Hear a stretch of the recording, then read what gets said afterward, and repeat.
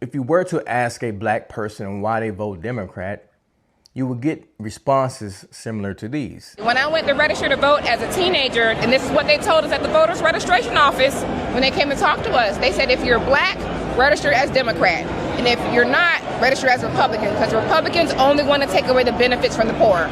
Well, I was a poor homeless kid growing up, so I was like, I'm not voting Republican. All they want to do is take away benefits that I need. But if we were to ask a black person why they're voting Republican, then you would 99% of the time hear a response of, I did my research. So I started researching more, learning more, and then I got kind of angry, like just with the lies, because I do think Black Americans are intentionally manipulated emotionally by the media and, you know, kind of kept dumb but emotional intentionally by the school system. And I started reading up on like Thomas Sowell, Shelby Steele, a bunch of Black scholars that I originally had dismissed as Uncle Toms. And, you know, irony now is I get calls Uncle Tom all the time. So I got what was coming. But yeah, and then I realized that actually I've always been a conservative. I just didn't know it. And economically speaking, of course, the conservative arguments make the most sense. Now, I know a lot of people are going to